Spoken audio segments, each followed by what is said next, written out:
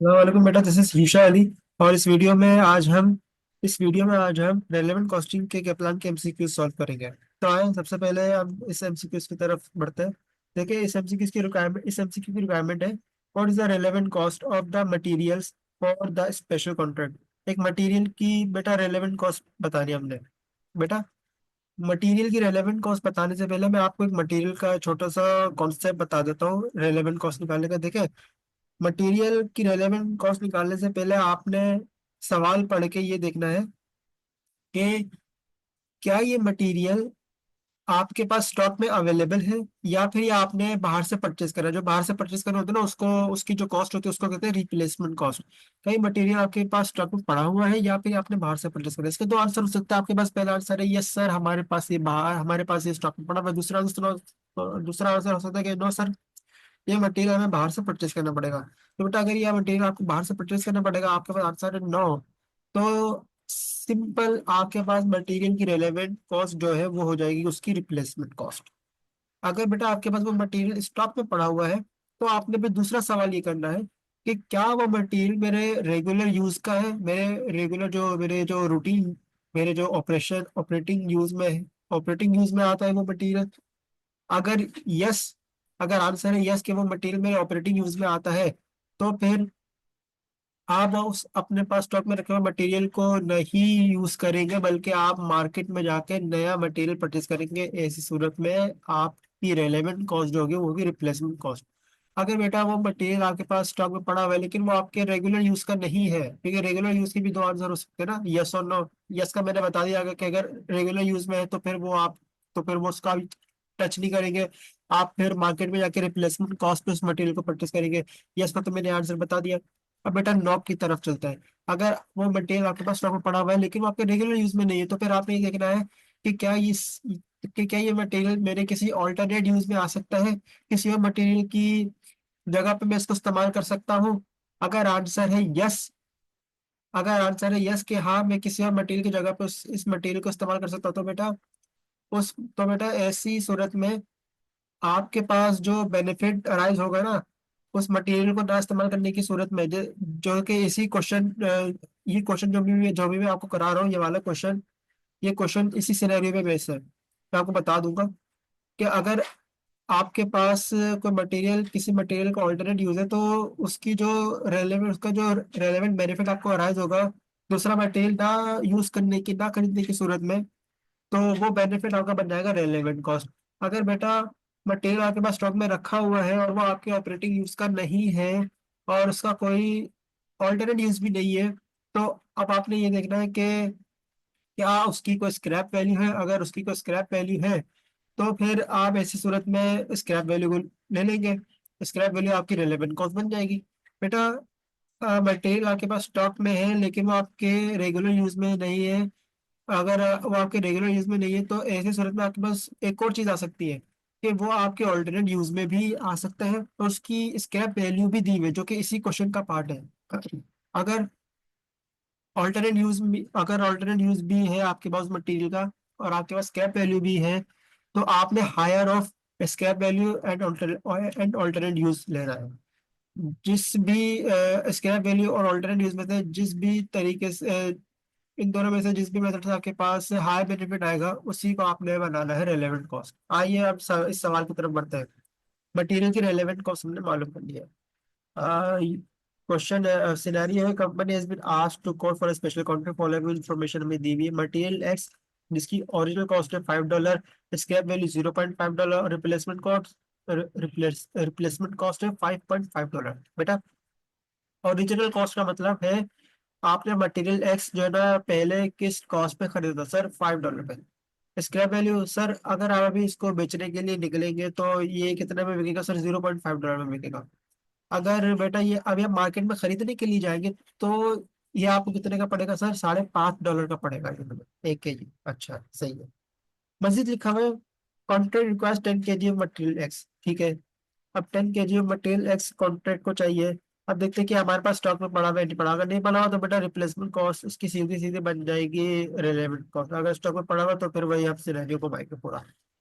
बेटा, लिखा हुआ है 10 kg मटेरियल एक्स हमें रिक्वायर्ड है कॉन्ट्रैक्ट के लिए। और there are 250 kgs of this material in inventory. Material पड़ा पड़ा हुआ आपके पास इन्वेंट्री में, which was purchase in error over 2 years ago। 2 साल पहले आपके पास आप 2 साल पहले गलती से खरीदा था, और अभी जो है ना 250 kg आपके पास मटेरियल इन्वेंट्री में रखा हुआ है।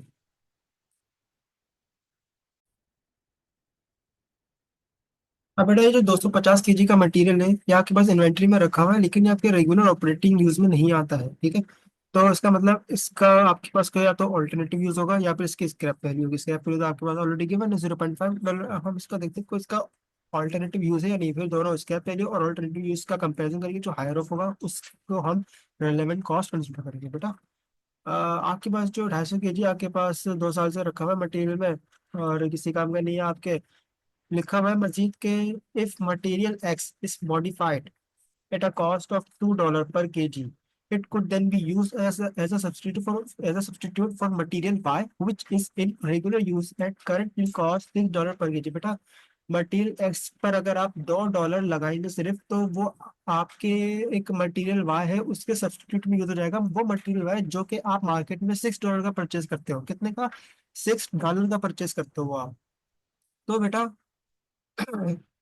मेरे मैं एक मटेरियल वाई यूज करता हूँ, ठीक है। मटेरियल वाई मैं यूज करता हूँ और मुझे वो पड़ता है $6 का। मेरे पास मटेरियल एक्स ऑलरेडी रखा हुआ है, जिस पे अगर मैं सिर्फ $2 खर्च करूंगा तो उसको मैं मटेरियल वाई की जगह पे यूज कर सकता हूँ। बेटा एक चीज आप $6 में खरीद रहे हो, लेकिन उसकी जगह पे आप दूसरी चीज इस्तेमाल कर सकते हो और उस पे सिर्फ $2 का खर्चा आएगा। तो बेटा बेहतर ये होगा ना कि आप जो है उस दूसरी चीज पे सिर्फ $2 लगा के उसको यूज कर लें। तो बेटा अगर आप मटेरियल वाई की जगह पे मटेरियल एक्स यूज करते हैं, उस पे सिर्फ $2 लगाते हैं, तो बेटा 6 - 2, आपको $4 की हर केजी पे बचत होगी। ठीक है, आपको $4 की हर केजी पे बचत होगी। ये बन जाती है आपकी रेलेवेंट, ये आपका बन जाता है बेनिफिट। ठीक है, ये आपका रेलेवेंट बेनिफिट बन जाता है। इसके अलावा इस मटेरियल एक्स का एक और बेनिफिट ये हो सकता है कि आप इसको $0.5 के स्क्रैप वैल्यू पे भी बेच सकते हो। बेटा दोनों में से हायर ऑफ कौन है? दोनों में से हायर है the higher higher amount is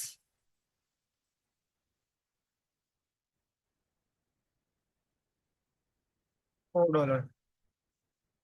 तो बेटा हायर अमाउंट ऑफ $4, और इसी की बेस पर आप जो है मटेरियल एक्स का रेलेवेंट कॉस्ट कैलकुलेट करेंगे। तो बेटा 4 × 10 kg, 10 kg आपको मटेरियल एक्स चाहिए। तो बेटा आपके पास आंसर है 40। बेटा आपकी जो मटेरियल एक्स की रेलेवेंट कॉस्ट होनी चाहिए for this special contract, it should be $40। मतलब करेक्ट आंसर इज बी।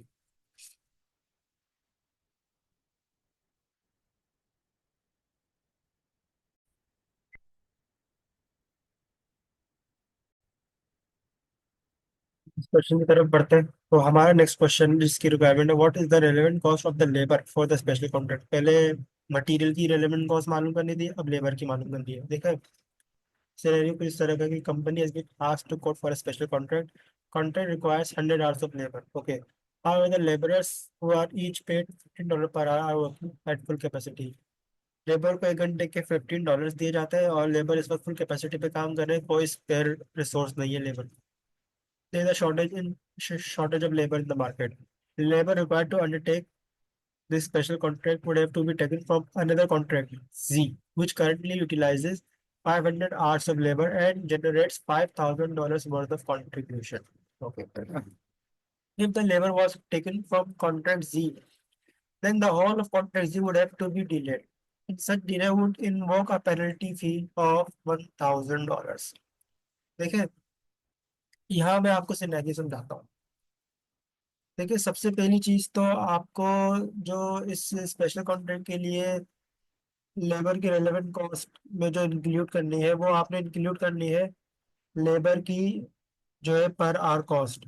जो लेबर 1 घंटे की जो कॉस्ट लेगा वो आपने इंक्लूड करनी है। ठीक है, तो 15 मल्टीप्लाई बाय कितने आवर्स? 100 hours of, sorry.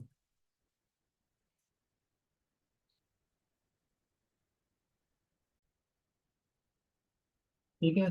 अब इसके बाद दूसरी चीज ये कि देखें, जब आप कॉन्ट्रैक्ट जी से लेबर उठा के एक स्पेशल कॉन्ट्रैक्ट में लेबर को डालेंगे तो कॉन्ट्रैक्ट जी जाहिर सी बात है डीले होगा। उस डीले होने की सूरत में आपको कितने की पेनल्टी लगेगी? 1000 की पेनल्टी लगेगी। तो बेटा ये 1000 की जो पेनल्टी है ये भी आपके पास रेलेवेंट कॉस्ट की सूरत में शामिल हो जाएगी। अच्छा बेटा, एक और चीज ये कि हम यहाँ पे लॉस्ट कंट्रीब्यूशन नहीं लेंगे। क्यों नहीं लेंगे सर लॉस्ट कंट्रीब्यूशन? क्योंकि बेटा कंट्रीब्यूशन लॉस होगा ही नहीं इस सवाल में। सर कैसे नहीं होगा कंट्रीब्यूशन लॉस? दी हुई हमें इंफॉर्मेशन इसकी। बेटा कंट्रीब्यूशन इसलिए लॉस नहीं होगा क्योंकि आप देखें कॉन्ट्रैक्ट सी के बारे में लिखा हुआ है कि ये डीले होगा। ये डीले होगा यानी कि डीले होने का ये मतलब है कि बेटा आपका जो कॉन्टेस्ट ये है ना, वो वो जो है ना कहीं से लॉस नहीं होगा। ठीक है, वो कहीं से लॉस नहीं होगा। वो आपके पास पूरा का पूरा ऐसे ही पड़ा रहेगा लेकिन वो डीले हो जाएगा। तो फॉर एग्जांपल अगर आपको कॉन्ट्रैक्ट जी में कुछ यूनिट्स बनाने थे तो वो यूनिट्स आप कम नहीं बनाओगे। ठीक है, वो यूनिट्स आपने जितना बनाना था आप उतने ही बना के दोगे लेकिन वो बस डीले हो जाएंगे। तो जब आपके पास यूनिट्स कम ही नहीं हुए, जितने यूनिट्स आपने बना रहे थे आप उतने ही बनाओगे, तो इसका मतलब आपका कोई कंट्रीब्यूशन भी लॉस नहीं हुआ। आपका कोई कंट्रीब्यूशन लॉस नहीं हुआ तो फिर आप जो है उस लॉस कंट्रीब्यूशन वाली वर्किंग जो होती है उस पे आप जाओगे ही नहीं। आपके पास सिर्फ लेबर के जो है ना $15 के रेट, $15 का रेट लगेगा आपके पास। और इसके अलावा आपके पास लगेगी पेनल्टी फी जो कि मिलके हो जाएगी $2500। बेटा इसका आंसर है सी। सी इज द राइट ऑप्शन।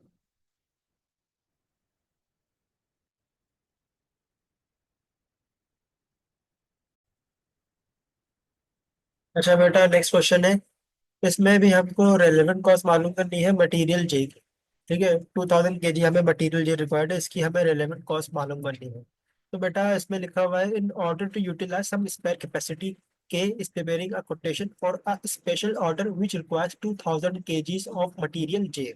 ठीक है, मटेरियल जे इनको चाहिए 2000 kg उसके, और एक स्पेशल ऑर्डर की कोटेशन चाहिए जिसके लिए इनको मटेरियल जे की रेलेवेंट कॉस्ट मालूम करनी है। ठीक है, के has 800 kgs of material J in inventory. ठीक है भाई, मटेरियल जे आपके पास इन्वेंट्री में तो है जिसकी ओरिजिनल कॉस्ट है $7 पर kg। Material J is use in the companies main product L. बेटा यही रुक जाना है आपने यही रुक जाना। आपके पास मटेरियल जे आपके जो आपका जो मेन प्रोडक्ट है, जो आपकी रूटीन प्रोडक्शन है उसके अंदर इस्तेमाल होता है। बेटा ये आपके पास 800 भी पड़ा होगा ना, आपने हाथ नहीं लगाना है उसको। आपने ही सीधा सीधा इस मटेरियल को जाके मार्केट से परचेज कर लेना है। ठीक है, यानी कि जो मार्केट में जो इसकी कॉस्ट होगी ना जिसको हम रिप्लेसमेंट कॉस्ट कहते हैं, वो आपने उठा के रेलेवेंट कॉस्ट के तौर पे लिख देनी है। तो ये जो सारी चीजें लिखी है ना ये अब इतनी ज्यादा यूजफुल नहीं है, लेकिन फिर भी हम पढ़ लेते हैं क्योंकि बेटा एक मटेरियल अगर आपके रूटीन प्रोडक्शन के इस्तेमाल में है तो इसका सिर्फ एक ही यूज हो सकता है। इसका सिर्फ एक ही यूज हो सकता है और वो है कि इसको आप रूटीन प्रोडक्शन के यूज में ही लें। इसको आप दूसरे ऑल्टरनेट यूज में ना लें।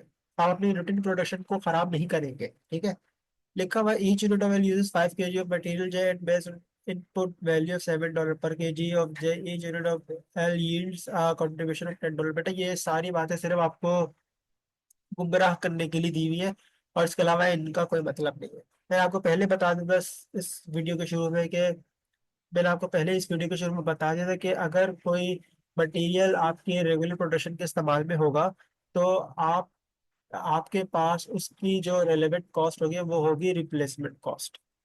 इसके अलावा इस मटेरियल की रीसेल वैल्यू है $5.5 पर kg और इसकी प्रेजेंट रिप्लेसमेंट प्राइस है which is relevant for us is $8 per kg। Material is readily available in the market. बेटा मटेरियल जो आपके पास रिडली अवेलेबल है इन द मार्केट तो आप मार्केट से इसको परचेज करोगे।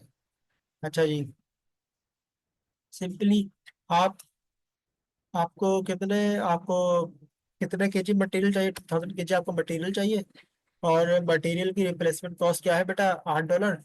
तो $16,000। इसका मतलब ये कि C is the right answer. C the right option.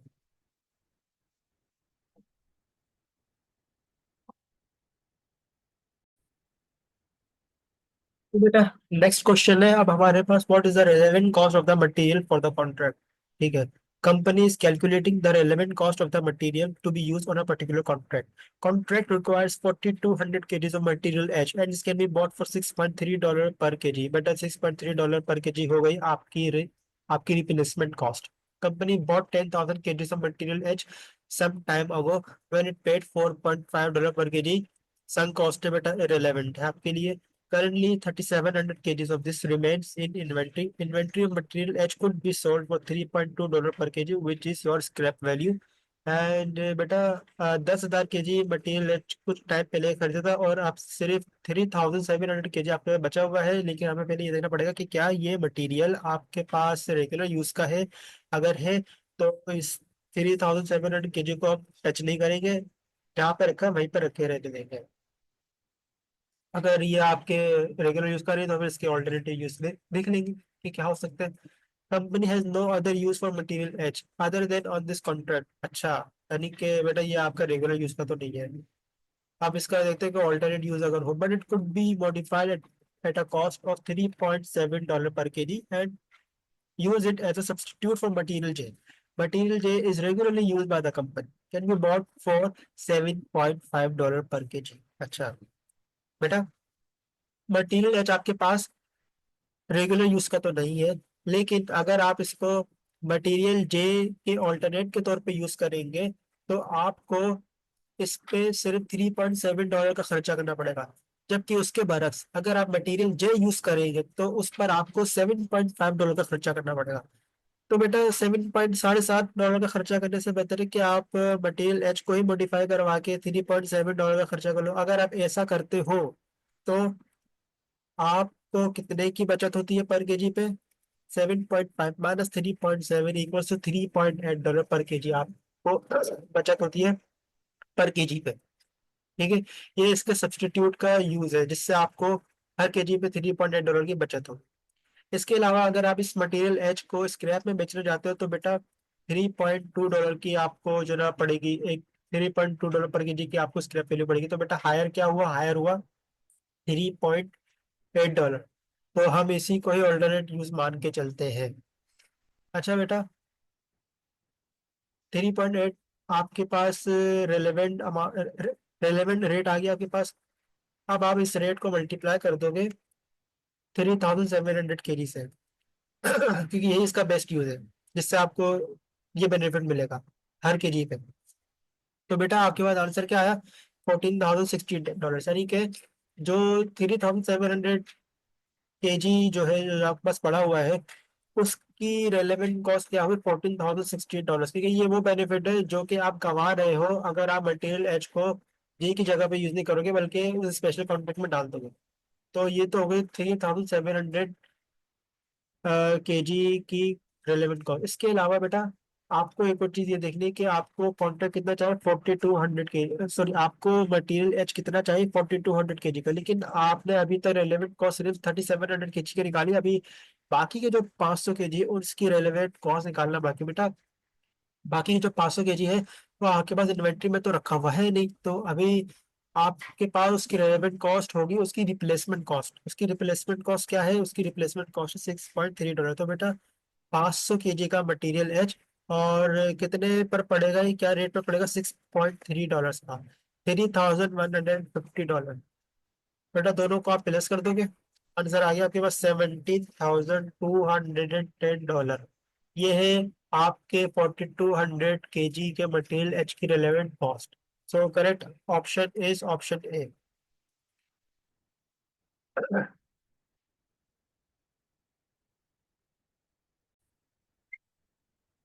Okay so the next question is, हमें रेलेवेंट कॉस्ट मालूम करनी है मशीन की। पहले हमने मटेरियल की मालूम कर ली, फिर लेबर की मालूम कर ली, अब मशीन की मालूम कर।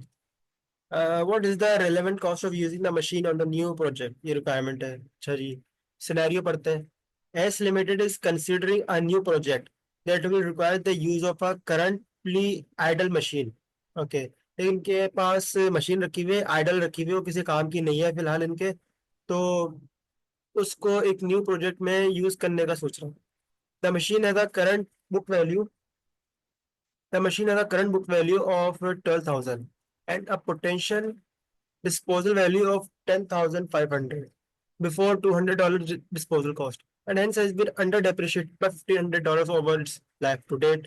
If the machine is to be fit for purpose on the new project, it will have to be relocated at a cost of 500 and refitted at a further cost of 800. अच्छा जी, देखें, सबसे पहली चीज तो ये कि मैं आसान सी एक बात बता दूं, जो इसकी रीलोकेशन की कॉस्ट है और रीफिटिंग की कॉस्ट है 500 और 800 रिस्पेक्टिवली, ये तो आपकी बेटा लाजमी सी बात है, ये तो आपकी रेलेवेंट कॉस्ट में इंक्लूड होंगे।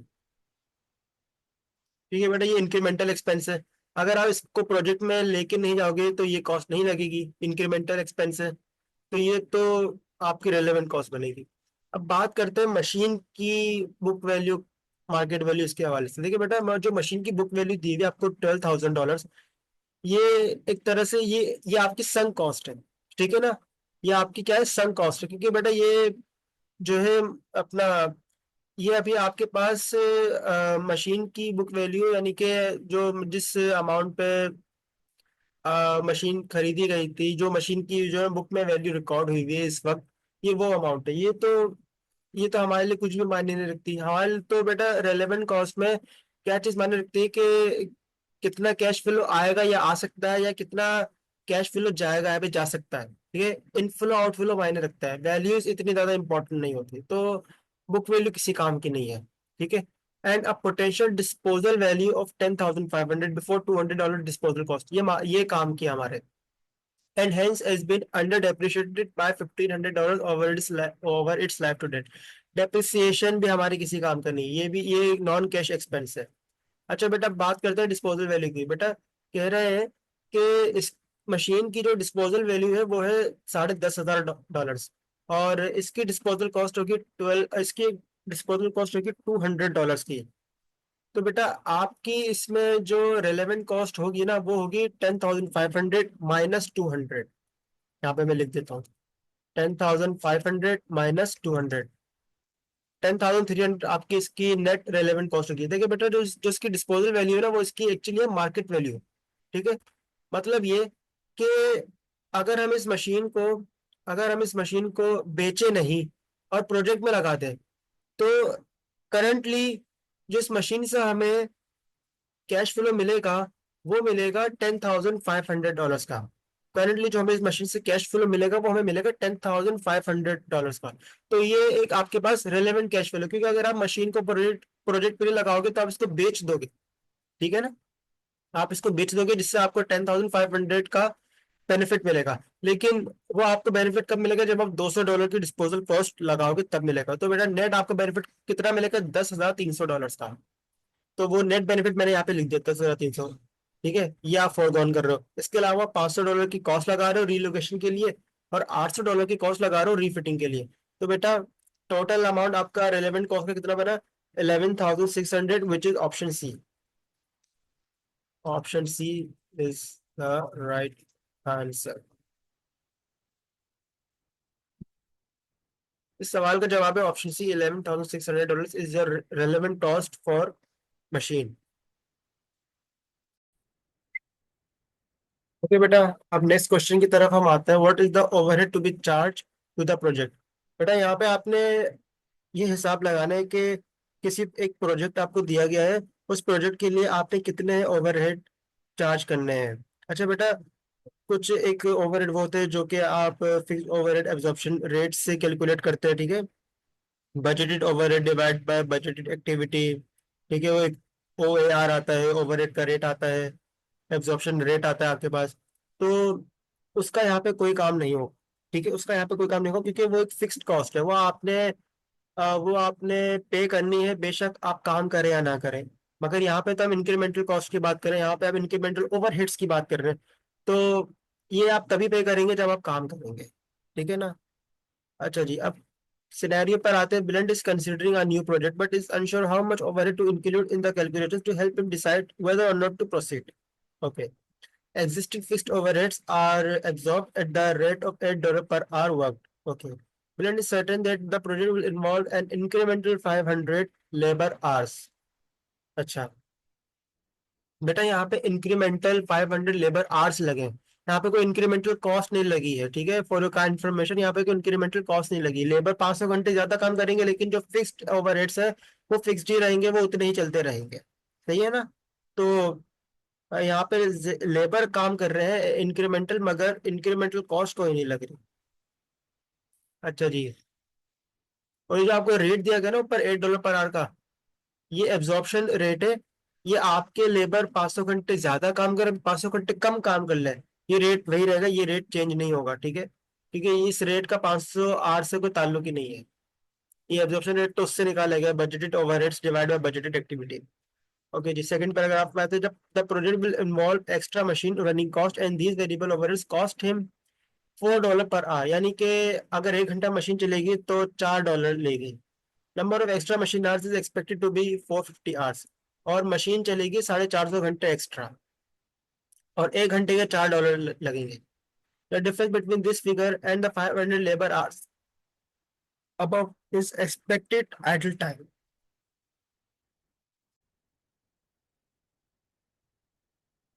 बेटा ये जो 500 लेबर आवर्स आपके लग रहे हैं, लेकिन मशीन आवर्स कितने लग रहे हैं आपके? 450। तो जो 50 घंटे लेबर ज्यादा ले रहे हैं, ये आइडल टाइम है, ठीक है, ये आइडल टाइम है। तीसरे पैराग्राफ में लिखा हुआ है the project will require a little more temporary space that can be rented at a fixed cost of $1,200 for the period of hire. This overhead is not included in the fixed overhead absorption rate above. Okay. अच्छा बेटा, यहाँ पे अब आपकी relevant cost क्या होगी? यहाँ पे आपकी रेलेवेंट कॉस्ट दो होगी। एक तो मशीन की कॉस्ट होगी, जो एक्स्ट्रा मशीन चलेगी 450 घंटे, एक तो वो कॉस्ट होगी, और इसके अलावा जो आपका जो आपकी रेंटल कॉस्ट होगी, जो आपके रेंट का ओवरहेड है $1,200, ये होगा आपका इंक्रीमेंटल कॉस्ट। तो बेटा सबसे पहले तो रेंटल कॉस्ट लिख देंगे $1,200 की। फिर इसके बाद मशीन की कॉस्ट। देखिए बेटा, मशीन 450 घंटे चलेगी, ठीक है, और 1 घंटे का रेट है $4 का, तो मशीन की कॉस्ट आएगी आपके पास $1,800 की। मशीन 500 घंटे नहीं चलेगी, मशीन सिर्फ 400 घंटे चलेगी। 500 घंटे तो लेबर्स काम करेंगे, और जो 50 घंटे होगा वो लेबर का आइडल टाइम होगा। उस आइडल टाइम में मशीन नहीं चलेगी, मशीन बंद रहेगी, मगर लेबर उस आइडल टाइम में उनका लंच ब्रेक होगा, और कुछ मतलब वो आइडल टाइम लेबर्स जो है उनका लंच ब्रेक होता है, और कुछ एक्टिविटीज होती हैं, तो इसकी वजह से लेबर को थोड़ा आइडल टाइम लेना पड़ता है, ठीक है ना? तो इस वजह से हम मशीन के सिर्फ 450 घंटे ही काउंट करेंगे, क्योंकि मशीन सिर्फ 450 घंटे ही चलेगी। तो $1,200 रेंट के, $1,200 रेंट के हो गए, और $1,800 हो गए मशीन के। टोटल कॉस्ट कितनी आ गई? ओवरहेड की टोटल कॉस्ट आ गई $3,000, विच is option A.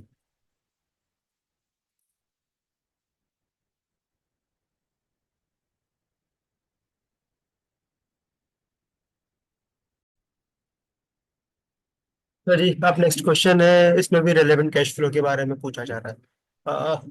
Labour clocks is short of labour for a new one off project needing 600 hours of labour and has choices as to where to source this. Okay, 600 hours of labour इसको required है, ठीक है, labour इसके पास थोड़ी short है, और इसके पास कुछ सोर्सेस है लेबर अपॉइंट करने की। इनमें से कोई से भी सोर्स को चूज कर सकता है। Okay, they could hire new people temporarily from an agency, HR agencies होती है जो कि बंदे हायर करके देती है, from an agency at a cost of $9 per our. अच्छा भाई, तो अगर हम एजेंसी की बात करें, तो ये हमें लेबर हायर करके देगी $9 पर आवर के हिसाब से हमारी कॉस्ट कितनी हो गई? $5,400, ठीक है। एजेंसी से अगर हम लेंगे बंदे, तो $5,400 की हमें कॉस्ट पड़ेगी, ठीक है। अब मजीद लिखा हुआ alternatively another option, they could recruit new temporary staff at a fixed cost of advertising of $1,200, but then only pay $6 per hour for the time। अगर रिक्रूटमेंट होती है तो बेटा $1,200 की तो फिक्स्ड कॉस्ट हो जाएगी, जो कि एडवर्टाइजिंग की होगी। इसके अलावा आर्ली रेट इनको पे करना पड़ेगा $6 का फॉर 600 आवर्स, तो $4,800 इनकी कॉस्ट हो जाएगी। $4,800 इस ऑप्शन की कॉस्ट हो जाएगी। ओके, नेक्स्ट कह रहे हैं they could also redirect some staff from existing work who are currently paid $7 per hour। and to make sandals that generate a contribution of $3 per hour after all variable cost. Sandals are a good selling product and Clever Clocks will lose the production and the related sales while staff is working on the new one of project. बेटा अगर आप अपने existing अगर आप अपने जो है ना अपना रूटीन ऑपरेशन से लेबर को हटाकर इस प्रोजेक्ट पे लगाओगे तो सबसे पहले तो बात कर लेते हैं लेबर के रेट की जो कि है $7 का। पहले तो ये चार्ज होगा। इसके साथ साथ जो प्रोडक्ट सैंडल लेबर बना रहा है उसके कंट्रीब्यूशन से भी आप हाथ धो बैठोगे तो ये $3 भी चार्ज होगा। तो बेटा $10 का पड़ेगा आपको एक आर इस लेबर का। और आपको आर्स कितने लगाने हैं लेबर के 600। तो बेटा अच्छा सॉरी इसको मुझे यहाँ पे लिखना था। तो मैं ऑप्शन लिख दूँ एग्जिस्टिंग लेबर।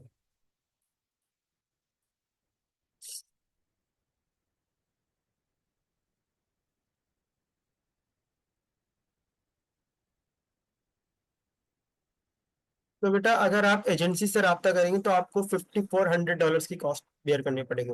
अगर आप टेम्पररी रिक्रूटमेंट करेंगे तो आपको $4,800 की कॉस्ट बेयर करनी पड़ेगी। अगर आप अपने एग्जिस्टिंग लेबर को अपने ऑपरेशन से हटाकर इस प्रोजेक्ट पे लगाएंगे तो आपको $6,000 की कॉस्ट बेयर करनी पड़ेगी। तो बेटा सबसे बेहतर ऑप्शन हमारे पास क्या है? सबसे बेहतर ऑप्शन है हमारे पास ऑप्शन नंबर डी मतलब रिक्रूटमेंट $4,800।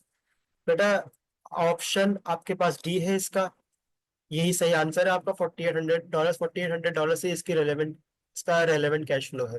सबसे कम हमें रिक्रूटमेंट ही पड़ रही है। सबसे कम हमें कॉस्ट है ना वो रिक्रूटमेंट की पड़ रही है।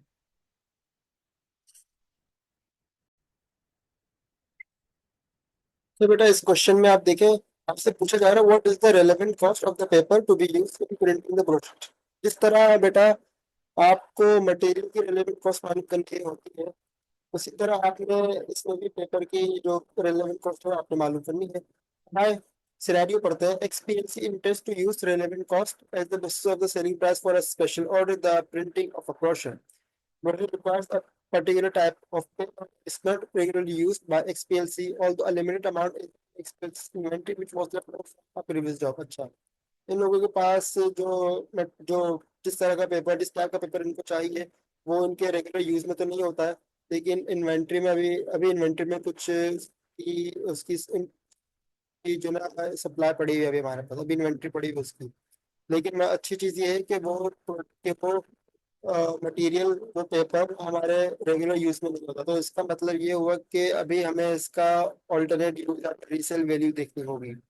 अच्छा बेटा यहाँ पे फिर लिखा हुआ है कॉस्ट व्हेन एक्सपोर्ट लास्ट $15 पर range which is not high use.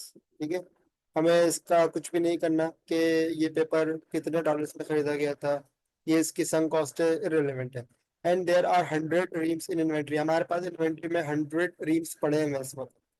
अच्छा बेटा ब्रोशर बनाने के लिए जितने रीम्स हमको चाहिए वो है 250 और अभी हमारे पास 100 रीम्स पड़े हैं। तो इसका मतलब हमें 150 रीम्स अलग से परचेस करने पड़ेंगे बाहर से। Current market price of the paper is $26 पर रीम।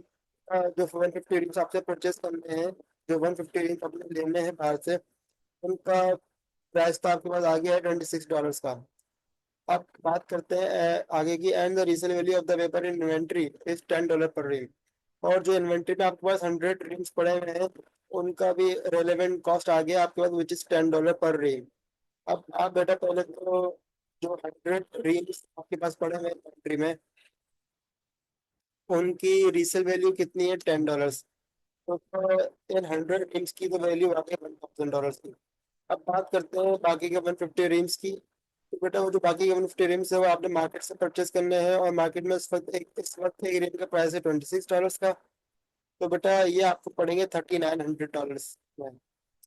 अब तो आपके पास जो अमाउंट आया है वो आया है $4,900 का यानी कि बेटा जो आपके पास रेलेवेंट कॉस्ट बनती है वो बनती है option B is the right answer. बेटा $4,900 आपने जो है लगा आपकी जो ना रेलेवेंट कॉस्ट है ठीक है पेपर के लिए।